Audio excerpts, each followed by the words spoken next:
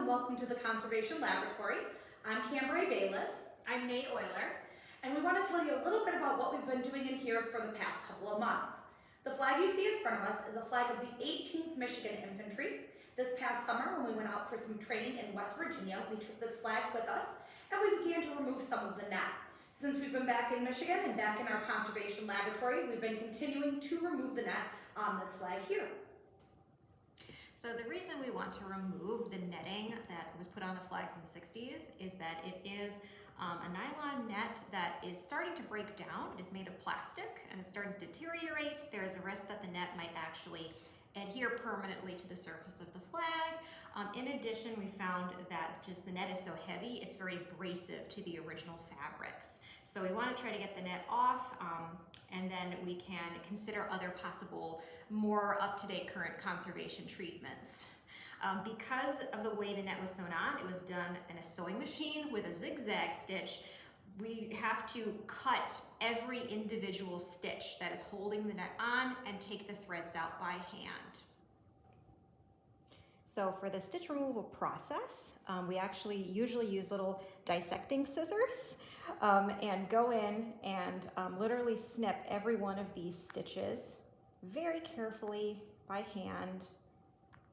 I like to put these scissors in kind of flat against the fabric because that way you can avoid sort of maybe scraping against the silk with the point of the scissors. And you just cut as many as you feel like doing at once, and then take a pair of tweezers and very gently pull out that little piece of thread. And the original netting that they put on in the 60s, it was color coded to the flags. So on a national flag like this that has the stars and the stripes, they put this quite like bright white netting over the white stripes and red over the red stripes and a navy blue over the canton. And unfortunately, in the way that they put the netting on, in order to color match the different sections, they removed a lot of the original stitching along the seams of the flag between the canton and the stripes, which is why this flag is now in 3 separate pieces. So in addition to removing all these zigzags, we are also taking out all of the stitches in the seams that are holding the netting on, all those little running stitches, which is another process and can be a little bit more difficult because those stitches are quite a bit smaller. These zigzags are, maybe like 1/4 of an inch on each side. Those running stitches can be as small as like 1/2 millimeter long. So that can take a lot longer. And doing a little bit of math, it's about like 18 zigzag stitches per square inch of flag. So when you think about all of those zigzags as well as all the stitches in the seams, on a full size 6 foot by 6 foot flag like this, we will end up removing well over 100,000 individual stitches.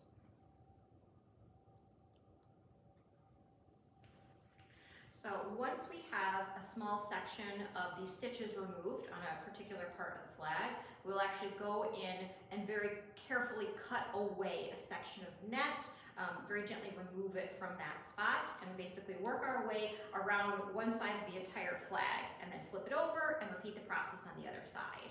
So as you can see, we've got a little bit of the stitching removed on this piece of this red stripe here and a little bit on this white stripe just below it. So I'm going to actually show you how we cut this netting away. I've got a little small pair of scissors here. I have also got some items to protect the flag from the scissors because obviously these are pointy. It's very easy to kind of slip and you could sort of gouge the original silk under the netting. So what I'm going to do is take this little metal spatula.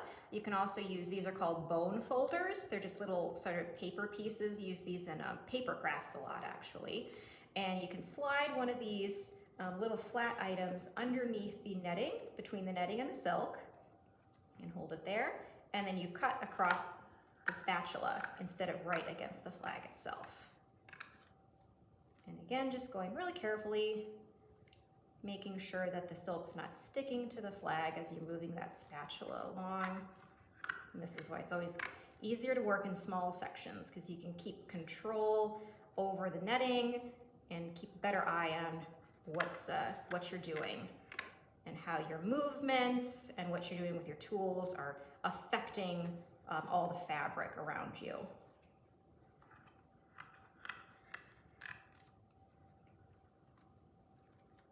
I think we've taken this right out to that seam between that white and that red stripe, so I just have a little more to get there. There we go. And then we can pick the spatula up. And when I remove the netting, I like to sort of roll it up as I go, because again, the ends of that netting, they're pointy, so they can actually like abrase the silk as you're just moving it around on top of the surface of the fabric too. And there we have, and there underneath you can see that is the original 1860 silk of the flag. And as you're taking the netting off, you get a better idea of just how much this netting is concealing. This is quite like pretty heavy tool. So it's, and because of the colors of it and sort of the density of it, sometimes the flag ends up looking very different after you've taken some netting off. I'm going to cut this piece on the white stripe as well, and you'll be able to see that color difference really well, because those white stripes are obviously not nearly as bright white as that 1960s net on top of it. They're a much sort of softer ivory color. Roll this little bit up too. There you go. And you can see, again, the color difference, and you can see more of like the damage to the original silk, and just get a better idea of what is happening with that original fabric there. We also have a second flag in our conservation lab right now. This one, however, is not in the viewing window, but is in the back. This is a flag of the 15th Michigan Infantry, and we have all the net taken off and removed. We've cut all the stitches from this one, and the next step we have to do is re-encapsulating the flag. This means that we're going to be putting this flag back between a layer of net, but this is a much finer, softer tool, something far less abrasive. If you look at the flag now, you'll see it is in between two layers of this netting, and we have all these glass whites kind of holding everything in place. And in just a second here, we're going to work through how we actually go about sewing around. We sew using a very, very fine thread, about as fine as a human hair, and a very, very small beading needle. So now we're here and we're sewing through the net, and one of the things about sewing through here is we want to make sure that we're not creating new holes to the greatest extent possible. So I'm using these spaces that already have holes in them to sew around and use that to attach the two layers of net to each other. Now, another thing that I'm doing right here is that we have a series of pins in here. These are serving kind of dual purpose. The pins have, first of all, a light blue head on them. So with this particular flag being a regimental flag in all blue, they're a little bit more difficult to see, likely in our video, but they're noticeable. They are holding those layers together until I can get to them with my thread, but they are also serving as kind of a guide for where I personally want to go with my stitches here. Now, one of the things with our with the stitch removal, because we were working mainly on zigzags with that, you didn't see that we have head magnifiers. When it gets to this thin, this fine a thread, I pull out my head magnifier so I can actually see what I'm doing with the project here. So we're gonna go around and we're gonna sew through all of these little voids and make sure that we get these two layers pretty firmly together. Now, in a flag that was more complete than what we currently have in front of us, we might have to resort to sewing through a little bit of the original silk. In that situation, when we do that, we first of all don't sew close to each other. We sew a little bit further away, and just enough to tack the two layers together. Here, where there's more fragmenting, there's more of a chance of things moving around, so we want to keep that stitch going through these spaces to kind of keep these little loose pieces doing what they should be doing and not moving around and changing the appearance of the flag between the net. Thank you for joining us for this little look into the Conservation Lab. If you'd like to learn more about the flag collection, about the conservation process, and how you can help support the preservation of Michigan Civil War flags, go to our website. That's mscbattleflags.org. Again, thanks again for joining us. We'll have another update before too long.